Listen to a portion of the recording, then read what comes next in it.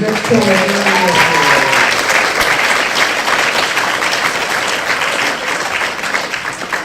Thank you all very much for coming out and supporting this wonderful program and helping me get like an extension on my longest day pass ever. So,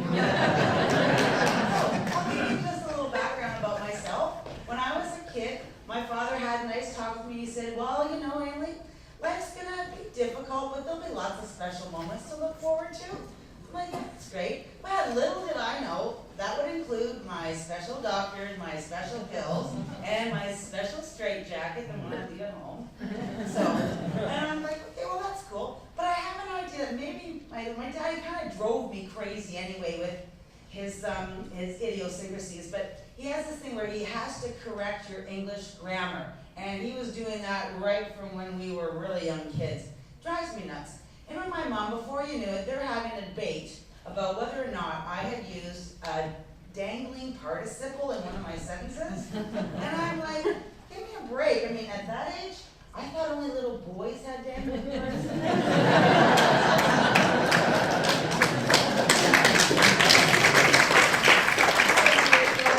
Like most fathers, he really valued his quiet time.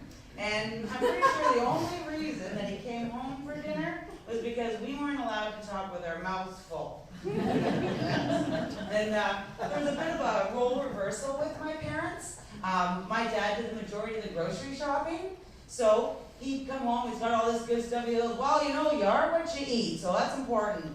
And I'm like, yeah, well, I'm pretty sure he's full of baloney too. And I was like, well, when we discovered I had a mental illness, we thought it might have been genetically inherited from his side of the family. So I asked him, you know, Dad, what do you think I might have inherited from Mom's side of the family? He says, well, nicely enough, thank God you look like her side of the family. But you both suffer from verbal diarrhea, so that explains the Imodium for dessert. So after 18 and a half years of living with them, I was like, okay, I'm moving out now, and that's great. Dinner conversations were less stressful. My roommates would cook for me, that's great. But I've always had a problem with portion control. I have no self-discipline when it comes to that. And yes, I use food to self-medicate. So, fine, but I'll, you know, take the consequences. And regardless of that, much to my father's surprise, I eventually got married. And that's awesome for him. And I thought, well, okay, this is going to be good, and we move out here, da-da-da. Well, after 8 years of marriage and working full-time, I found a great new way to lose weight.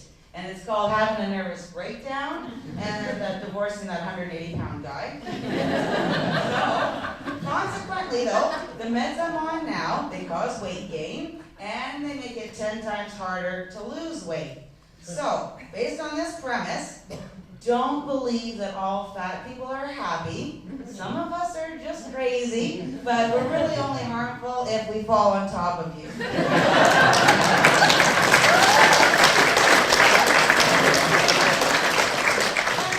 while you're at it though, folks, please don't trust the skinny people. I think they're just undiagnosed, and we'll catch up with them eventually. So, part of my solution, I gotta get more exercise, so I thought, well, maybe if I get a gym membership, and then I'll be motivated, and I'll get to the gym, and people encourage me, and then I thought about it, I'm like, nah, I get enough exercise on my menstrual cycle, I'll stay home. And yeah, now to top it all off, I get PMS and my MSP bill, same time, every month.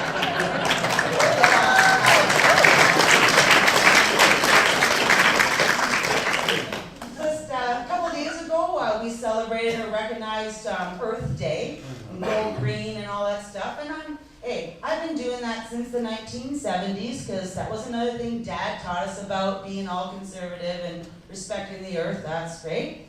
So, problem is though, I think I'm using those 3 R's too much in my relationships now. Like just last week, I went out for dinner with my ex-husband, and basically I reduced him to tears. I reused his credit card, and then I recycled him for the cute busboy. That's good.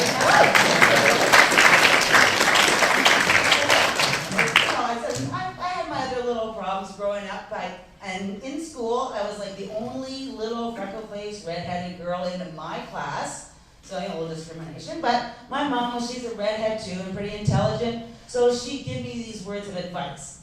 And she'd say, well, Annalee, you should always put your best face forward. And I'm like, yeah, why? So the other kids can hit it. That's great. Oh, no, that's fine. I'll fend for myself. But some other words of wisdom she had as well is that you should always save money for a rainy day. So after I moved to Victoria, and 7.5 years of frequent rain, yeah, I filed for bankruptcy. And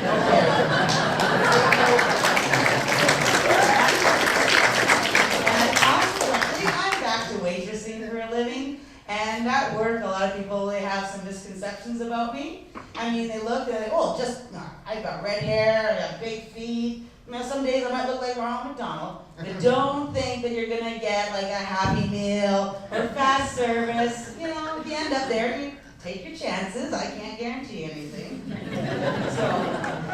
And earlier, Leah mentioned this Buddha stuff, and she had me thinking, well, maybe there's something to that stuff.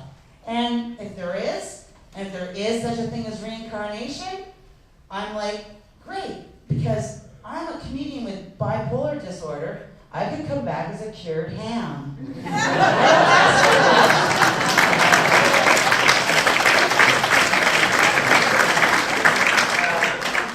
Some of the people in the audience may know me a lot, whatever, but believe it or not, I was hyperactive as a child. So my mom thought, okay, gotta get her involved in some sports and burn it off. Great, okay.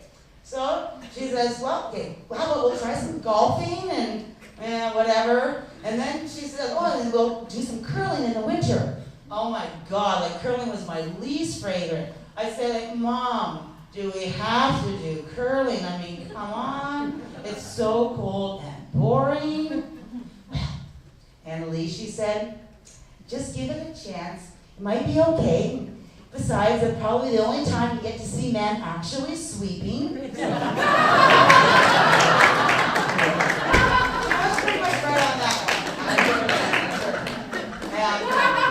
Obviously, I'm not an athletic supporter, but I had this idea. It might be pretty cool if there was a mental health Special Olympics.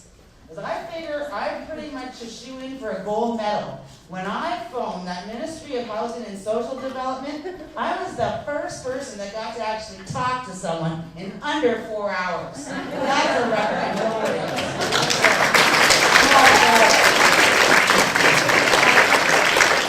At any rate, folks, it's again clock ticking away, and it is getting close to my little special nap time. So I'm going to be hitting the road, and just thank God I don't take hostages anymore, so